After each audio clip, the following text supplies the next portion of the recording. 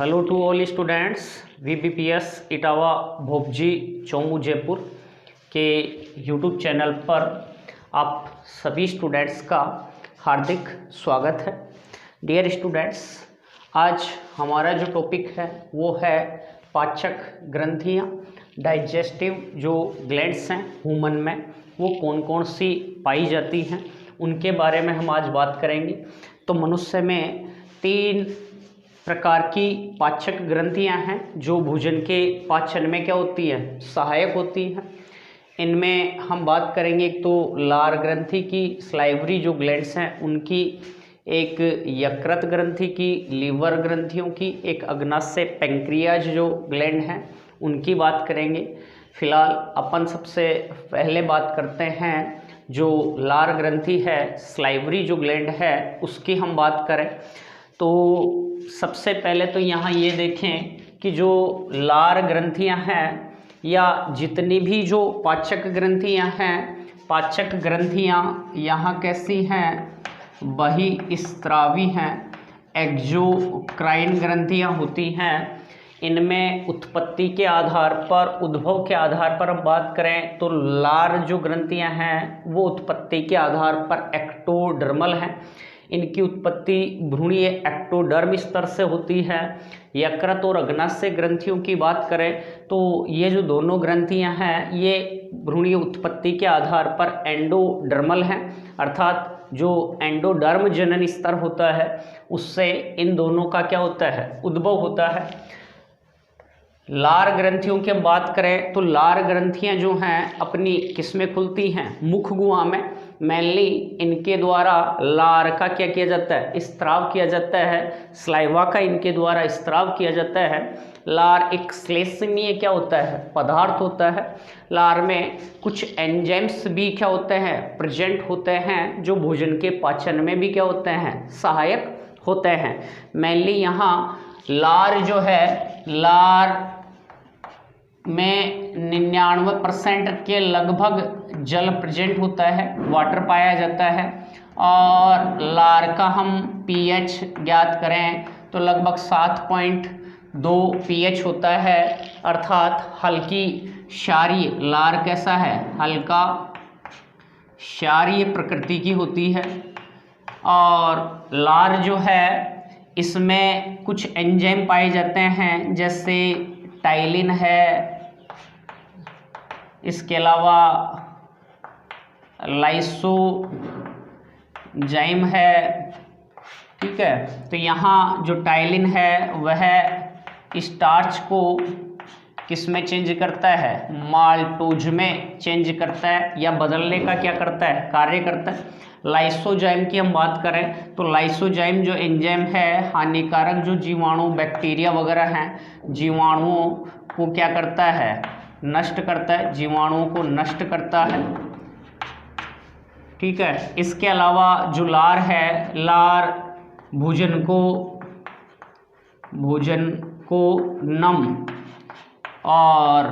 नम व श्लेष्मीय बनाती है, नम व श्लेष्मीय बनाती है, जिससे भोजन जो निगलने की क्रिया है वो आसानी से क्या हो जाए, संपन्न हो सके। और लार मिल जाने पर मुख गुहा में जो भोजन है वो नम लसलसा लुगदी समान हो जाता है और दांतों की सहायता से इसको छोटे छोटे टुकड़ों में तोड़ दिया जाता है।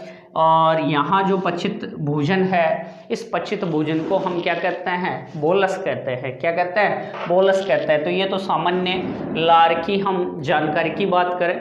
अब जो लार ग्रंथियाँ हैं वो कितने टाइप की हैं, तो मनुष्य में 3 जोड़ी लार ग्रंथियां पाई जाती हैं, अधोजंब, अधोजिह्वा व कर्णपूर्व। जबकि हम खरगोश में बात करें तो खरगोश में 4 जोड़ी लार ग्रंथियां पाई जाती हैं। इसी से मिलती जुलती अपन स्ट्रक्चर बात करें, जैसे मेंढक है तो मेंढक में कोई भी लार ग्रंथियां यहाँ प्रेजेंट नहीं होती हैं, नहीं पाई जाती हैं। फिलहाल हम देखें केवल मनुष्य में तो मनुष्य में 3 जोड़ी लार ग्रंथियां पाई जाती हैं, जिनमें से एक यहाँ पर है अधोजंब, सब मैंडिबुलर लार ग्रंथियाँ। इसके अलावा दूसरी आती है अधोजिह्वा सबलिंगुअल, और तीसरी आती है पैरोटिड या कर्णपूर्व ग्रंथि की बात करें। सबसे पहले हम देखें यहाँ अधोजंब, यह जो लार ग्रंथि है, यह लार ग्रंथि दोनों जो जबड़े होते हैं उनके मिलने वाले स्थान पर क्या होती है, प्रेजेंट होती है या उपस्थित होती है, पाई जाती है। जैसा कि पहले बताया, लार ग्रंथियां जो हैं वो बहिस्रावी ग्रंथियां होती हैं।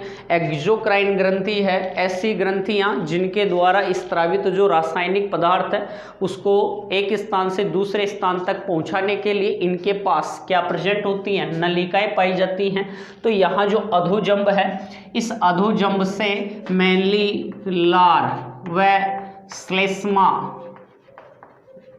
का क्या किया जाता है, स्त्राव किया जाता है, और इसके द्वारा स्त्रावित जो लार है वह यहाँ पर नलिका की सहायता से क्या की जाएगी, बाहर निष्कासित की जाएगी, और इसके द्वारा जो नलिका अधोजंब से लार को स्त्रावित या लार को हम बात करें जो ऊपरी जबड़े हैं उन जबड़ों के पास एक नलिका की सहायता से पहुंचाने का कार्य किया जाता है, जिसे वाल्टर्स क्या कह रहे हैं, अपन डक्ट कह रहे हैं, या वाल्टर्स क्या कह रहे हैं, नलिका कह रहे हैं।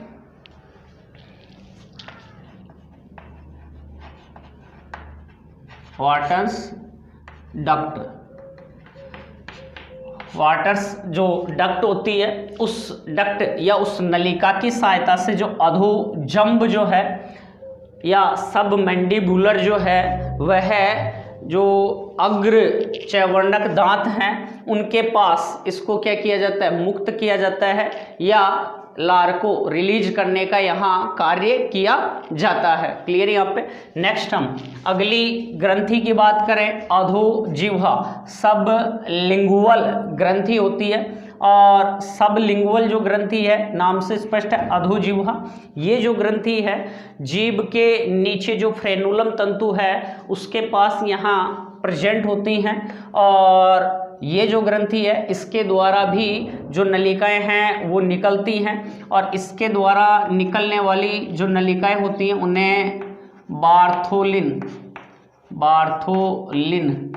नलिका, बार्थोलिन क्या कह रहे हैं, नलिकाएं कह रहे हैं, अर्थात बार्थोलिन जो नलिकाएं होती हैं उनकी सहायता से अधोजिह्वा जो है वह आगे आकर क्या होती है, खुलती है, मुख गुहा के अंतर्गत क्या होती है, खुलती है। या ये जो बार्थोलिन है इन्हीं को हम रेनवियर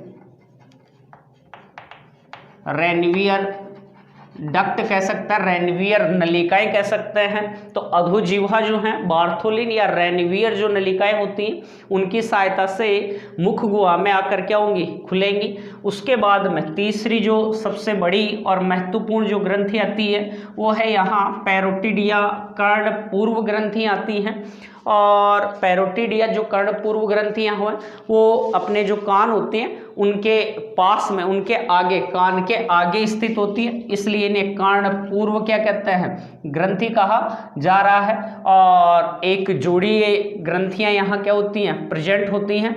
और इन ग्रंथियों की बात करें तो ये जो ग्रंथियाँ हैं ये भी किसकी सहायता से, नलिका की सहायता से कहाँ पर आकर खुलेंगी, ये भी मुख गुहा में आकर खुलती हैं, और इनसे जो नलिकाएं निकलती हैं उन्हें स्टेनसन्स डक्ट कहते हैं। स्टेनसन्स क्या कह रहे हैं, डक्ट कह रहे हैं, अर्थात स्टेनसन्स डक्ट की सहायता से कर्णपूर्व जो ग्रंथियां हैं वो मुख गुहा में आकर क्या होंगी, खुलेंगी। यहाँ हम बात करें कर्णपूर्व जो ग्रंथियां हैं कभी कभी इनमें इन्फेक्शन हो जाता है, और इन्फेक्शन होने से इनमें सूजन आ जाती है और दर्द होने लगता है, जैसे सामान्य भाषा में हम गलसुआ या मम्स कहते हैं। मम्स जो डिजीज है वो कर्णपूर्व ग्रंथियों में इन्फेक्शन होने के कारण हो जाती है। इसके अलावा जो सर्प होता है, सर्प में जो विष ग्रंथियां होती हैं वो भी पैरोटिड ग्रंथियों के ही रूपांतरण से विष ग्रंथियों का सर्प में क्या हो पाता है, निर्माण हो पाता है। तो ये अपनी बॉडी में मुख गुहा में खुलने वाली 3 जोड़ी लार ग्रंथियां हैं, जिनमें अधोजंब है, अधोजीवा है, वह कर्णपूर्व है।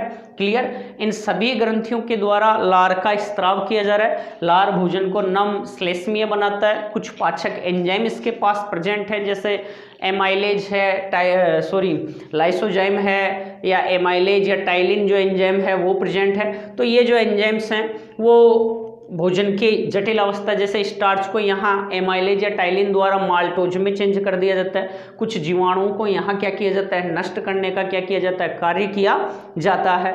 और भोजन को नम श्लेष्मीय और लसलसा बनाने का इनके द्वारा क्या किया जाता है, कार्य किया जाता है। इसके आगे हम बात करते हैं यकृत ग्रंथि की।